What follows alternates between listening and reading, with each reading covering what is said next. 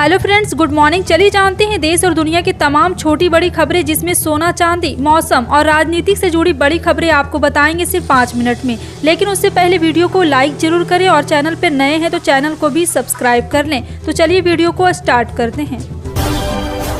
बता दें, प्रधानमंत्री नरेंद्र मोदी ने एनडीए के सांसदों के साथ एक खास मुलाकात की। इस मुलाकात के दौरान पीएम मोदी ने सांसदों को चुनाव में जीत का मंत्र भी दिया। सूत्रों के अनुसार पीएम मोदी ने इस मुलाकात के दौरान सभी सांसदों से कहा है कि वे गरीबों के लिए काम करें। साथ ही उन्होंने आने वाले समय में दक्षिण भारत के राज्यों पर भी फोकस करने को कहा है। सूत्रों के अनुसार पीएम मोदी इस दौरान कहा है कि विपक्ष की रेवड़ी संस्कृति की वजह से देश को बहुत नुकसान हो रहा है। अदानी समूह ने गुजरात सिंध सांधी इंडस्ट्री को पूर्ण नगद सौदे में अधिग्रहित किया है। कंपनी का उद्यम मूल्य करोड़ों रुपये है, 5,05,000 करोड़ रुपए। कंपनी के एक बयान के अनुसार अंबुजा सीमेंट प्रवर्तकों को सांघी इंडस्ट्रीज लिमिटेड के 14.66 करोड़ शेयर हासिल करने के लिए 300 करोड़ रुपए का अंतर कॉर्पोरेट जमा करेगी, जो कुल शेयर धारिता का 56.74% है। सीमेंट प्रमुख कंपनी अल्पांश शेयरधारकों की 26% हिस्सेदारी या कंपनी के 6.71 से अधिक शेयरों के लिए 114.22 रुपये प्रति शेयर खुलेगी। बिहार सरकार की जाति आधारित गणना और आर्थिक सर्वेक्षण को लेकर पटना हाईकोर्ट के फैसले के खिलाफ सुप्रीम कोर्ट में एक याचिका दाखिल की गई। दरअसल इस याचिका में पटना हाईकोर्ट के उस फैसले को चुनौती दी गई है, जिसमें हाईकोर्ट ने बिहार सरकार द्वारा जाति आधारित गणना और आर्थिक सर्वेक्षण को कराने को सही बताया था और कहा है कि इसे आगे भी जारी रखा जा सकता है। पाकिस्तान के प्रधानमंत्री शहबाज शरीफ के मंगलवार को दिए बयान पर विदेश मंत्रालय ने जवाब दिया। शहबाज शरीफ ने भारत से वार्ता बहाल करने की इच्छा जताई थी। शहबाज ने कहा था कि दोनों देश तब तक यहां पे सामान्य रूप से नजर नहीं आ रहे हैं। हरियाणा में हो रही नौ हिंसा और उसके बाद के हालात को लेकर हरियाणा के उप मुख्यमंत्री दुष्यंत चौटाला ने जी मीडिया से बातचीत की। नौ में हुए साइबर थाने में हमले को लेकर उन्होंने कहा है कि इस थाने पर साइबर क्रिमिनल द्वारा जानबूझकर हमला किया गया। उन्होंने कहा है कि यह जांच का विषय है, इसमें जो भी दोषी होगा उस पर बड़ी कार्रवाई की जाएगी। इसके साथ ही आयोजकों द्वारा प्रशासन को यात्रा की पूरी जानकारी न देने और अपने बयान पर प्रतिक्रिया देते हुए दुष्यंत चौटाला ने कहा कि आयोजकों ने प्रशासन को जो भी जानकारी दी होगी वह प्रशासन के पास लिखित में होगी। दिल्ली के अधिकारियों की ट्रांसफर पोस्टिंग से जुड़े अध्यादेश की जगह लेने वाले विधेयक पर गुरुवार को लोकसभा में चर्चा शुरू हुई। इस दौरान आंध्र प्रदेश के मुख्यमंत्री वाईएस जगनमोहन रेड्डी की पार्टी वाईएस कांग्रेस ने कहा है कि वो विधेयक के पक्ष में है। इसको लेकर दिल्ली के सीएम अरविंद केजरीवाल आम आदमी पार्टी ने वाईएसआर कांग्रेस को निशाने पर लिया।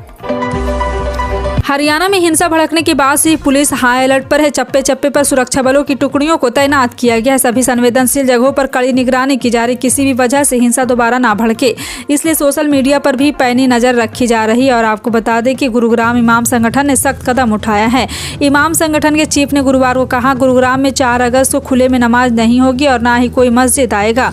सभी लोग घर से नमाज अदा करेंगे, किसी तरह से माहौल खराब ना हो। वेस्ट इंडीज के दौरे पर भारतीय टीम टेस्ट के वनडे सीरीज को अपने नाम करने के बाद 3 अगस्त को मेजबान टीम के खिलाफ 5 मैचों की T20 सीरीज खेलेगी। त्रिनादन ब्रायन लॉरा स्टेडियम में खेला जाने वाला मैच का पहला T20 मुकाबला टीम इंडिया की तरफ से खेला जा रहा है और भारतीय टीम के लिए अंतर्राष्ट्रीय स्तर पर 200वां T20 मुकाबला होगा।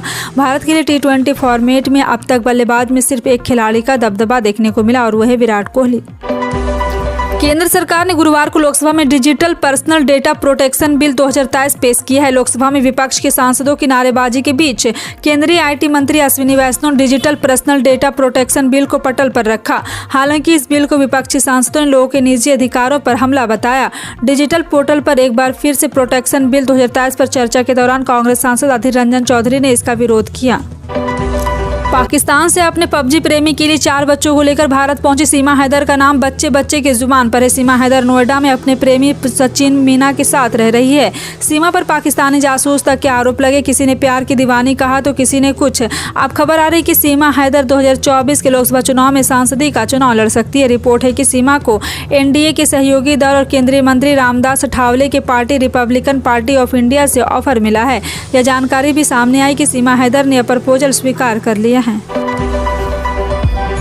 मणिपुर मुद्दे पर विपक्ष के विरोध के बीच लोकसभा के बाद अब राज्यसभा में भी अपतटीय क्षेत्र खनिज कानून संशोधन विधेयक 2023 पारित किया गया है। मणिपुर मुद्दे पर विपक्षी सांसदों के बहिर्गमन के बीच इस विधेयक को ध्वनिमत से पारित किया गया है। अब इसे राष्ट्रपति के पास भेजा जाएगा। राष्ट्रपति की अनुमति के बाद यह विधेयक कानून बन जाएगा। इस विधेयक में अपतटीय खनिजों के लिए एक निश्चित 50 वर्षीय उत्पादन पट्टा प्रदान करने का प्रावधान किया गया है। बीजेपी झारखंड में महाजनसंपर्क अभियान में 2024 के लोकसभा और विधानसभा चुनाव के लिए शंखनाद कर दिया। राष्ट्रीय अध्यक्ष जेपी नड्डा समेत कई दिग्गज झारखंड में बीजेपी के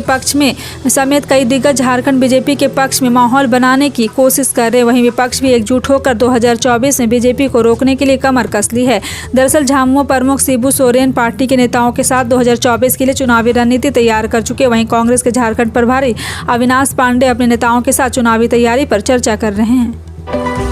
राज्यसभा में टीएमसी के नेता ड्रेक ओब्रायन के बयान ने विपक्षी गठबंधन इंडिया के सभी सहयोगी के टेंशन बढ़ा दी। सूत्रों के मुताबिक राज्यसभा में 11-13 बजे डेरेक ने बिना किसी को बताए अपनी मर्जी से चर्चा के लिए तैयार होने की बात कर दी, जबकि विपक्ष लगातार नियम 267 के तहत चर्चा करने के लिए अड़ा हुआ है। इसके बाद चेयरमैन ने भी चर्चा के लिए ज़्यादा वक्त देने की बात कही और पीयूष गोयल ने ड्रेक का धन्यवाद भी कर दिया। हालांकि ड्रेक की बात सुनकर सहयोगी मल्लिकार्जुन खड़गे समेत विपक्षी नेता हैरत में पड़ गए।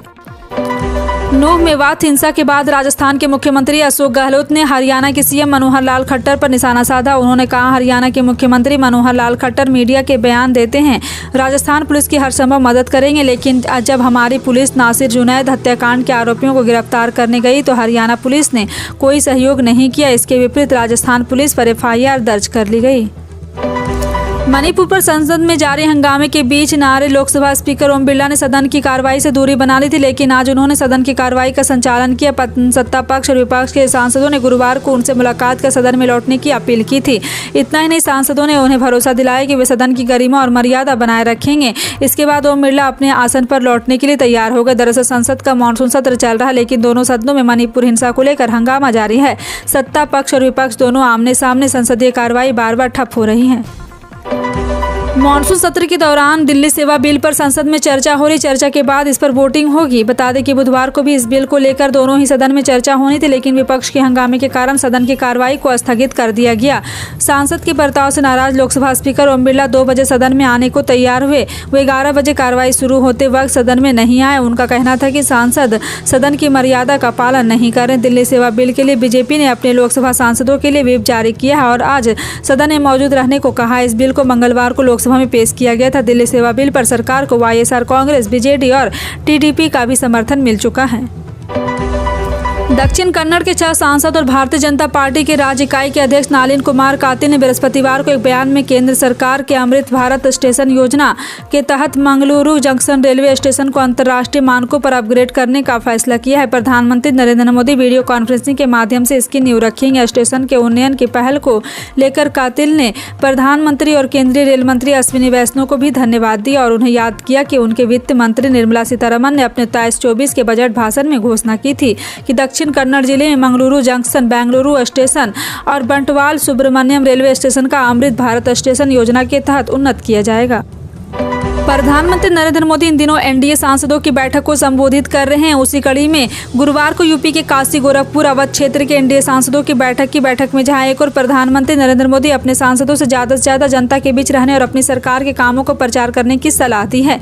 वहीं दूसरी ओर प्रधानमंत्री नरेंद्र मोदी ने कहा, राम मंदिर बनाना और आर्टिकल 370 हटाना हमारे विचारधारा से जुड़े मुद्दे हैं, लेकिन इनसे वोट नहीं मिलेंगे। उन्होंने कहा, वोट हमें गरीब के लिए काम करने से मिलेंगे, इसलिए हमको गरीब कल्याण के बारे में सोचकर ही काम करना चाहिए। 8.5 करोड़ किसानों के खाते में 27 जुलाई को प्रधानमंत्री किसान सम्मान निधि की 14वीं किस्त भेजी गई थी। हालांकि इस बीच कई किसान शिकायत कर रहे हैं कि लाभार्थी सूची में होने के बाद भी उनके खाते में 2000 रुपये की राशि नहीं पहुंची है। सरकार ने ऐसे किसानों को PM किसान योजना की ऑफिशियल वेबसाइट पर विजिट कर फिर से आवेदन स्टेटस की जाँच करने की सलाह दी है। आप PM किसान योजना की आधिकारिक वेबसाइट पर जाकर अपना नाम चेक कर सकते हैं। तेल कंपनियों ने पेट्रोल डीजल के नए रेट जारी कर दिए। नए रेट के मुताबिक नई दिल्ली समेत कई शहरों में अभी भी पेट्रोल डीजल की कीमत स्थिर बना हुआ है। वहीं कुछ ऐसे भी शहर है जहां हर दिन पेट्रोल और डीजल के दाम में मामूली बदलाव हो रहा है। इसमें नोएडा, लखनऊ, पटना, जयपुर और प्रयागराज जैसे धाराएं शामिल है। आज ही आपको बता दें कि नोएडा में 1 लीटर पेट्रोल डीजल 96.65 और 89.82 रुपये बिक रहा है। कानपुर में दिव्यांगों की एक बैठक आयोजन किया। दिव्यांगों ने इस बैठक में सरकार के द्वारा पेंशन न दिए जाने के मुद्दे को उठाया। दिव्यांगों का आरोप है कि विभाग के द्वारा पहले राशन कार्ड की अनिवार्यता को बताया गया, अब दिव्यांगों को पेंशन विभाग के द्वारा रोक लगा दी गई। हजारों दिव्यांगजन कानपुर शहर में पेंशन न आने के कारण परेशान है। राष्ट्रीय विकलांग पार्टी ने ऐलान किया है कि अगर 7 दिन के अंदर दिव्यांगजनों के खाते में पेंशन नहीं आई तो आंदोलन किया जाएगा। कोयला कंपनियों के लिए जून जुलाई बेहतर रहा, हालांकि अगस्त शुरू होते ही कोयला उत्पादन पर असर दिखने लगा। इस मानसून से पहली बार लगातार हो रही बारिश के कारण कोयला उत्पादन प्रभावित हुआ है। पिछले 3 दिनों में हुई बारिश का असर BCCL के कोयला खदानों को देखने को मिल रहा है। लगभग 30% तक कोयला उत्पादन प्रभावित हुआ है। कई ओपन कास्ट खदान यानी कि खुली खदानों में बारिश से पानी जमा हो गया है। वैसे BCCL की ओर से बताया गया है कि पानी भरने की समस्या ज़्यादा नहीं है।